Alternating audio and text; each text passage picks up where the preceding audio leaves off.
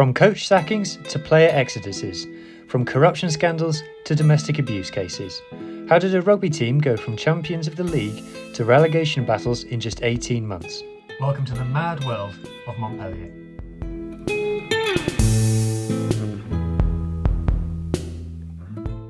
Montpellier won the top 14 title for the first time in 2022 under coach Philippe Saint-André and the EPCR Challenge Cup the year before that. It looks like French rugby had a new mega club on its hands, but since then the decline has been drastic. Within a year, Saint-André was gone, with reports of him and French lock Paul Willemse having to be separated in the dressing room after a poor defeat to French minnow sides Brive.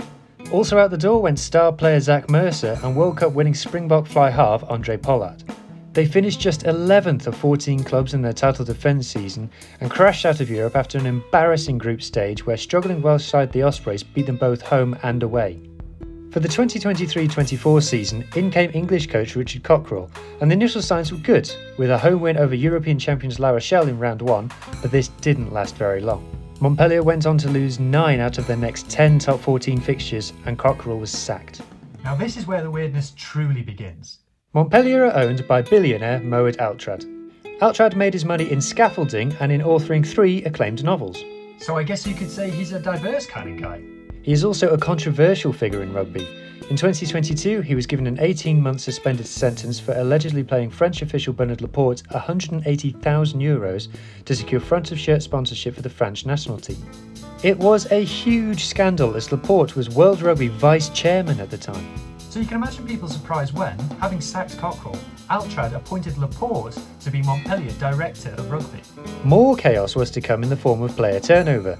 Since the start of this season, several players have left the club, including Logovii Mulipola, Henry Thomas, Darcy Ray, Simon-Pierre Chauvac, Tolu Latu, Elliot Stuke, Benoit Pelage, Martin Doan and Paulo Garbisi. To be clear, that's not left during the summer, that's left mid-season. Garbisi found his exit especially perplexing, saying, quote, "The club never asked me directly to leave, but they never told me to stay either. It was a bit strange for me.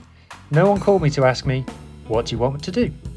4 more players are due to leave at the end of the season, whilst no fewer than 11 have been signed ahead of next season. One of those signings has been England number 8 Billy Vunipola, who himself has been in the news lately. Another signing is tight head prop Mohamed Hawass. Hawass played for Montpellier previously, but he was convicted of a domestic abuse case and aggravated assault last year, having previously been accused of robbery. Less than a year later, Montpellier announced he was to return to the squad in July, a decision taken by Monsieur Altrad himself. Meanwhile, other squad issues continue to arise. In France, they have something called the GIF rule. This governs how many homegrown players you have to have in your matchday squad. In March, it was reported that Montpellier were operating below their GIF quota, meaning they could face serious sanctions if they did not select more homegrown players for the rest of the season. Back on the pitch, and Montpellier have scored the fewest points of any team in the top 14 this season and lost their last 5 games in a row in all competitions, the most recent being a home defeat to relegation rivals Perpignan. This game made headlines as Montpellier had attempted to limit the number of tickets Perpignan fans could buy for the game, but they failed and thousands of rival fans flooded into the stadium. The defeat left Montpellier second bottom in the league, facing the prospect of playing a relegation playoff against a Pro D2 side at the end of the season. The Pro D2 has been incredibly competitive this season, with Brittany Club Vaughan, Big Spending Provence and Portuguese-inspired Béziers all looking formidable. Then there is the resurgence of Grenoble, who played in the access game last season and are putting together a late end-of-season run after receiving an early season points deduction. Could we see Montpellier in the Pro D2 next season, or will they haul themselves out of trouble in the remaining rounds? Let me know in the replies down below, and thanks for watching. Serfontaine, beautiful offload, Boucher running a lovely support line, and here goes Hurson!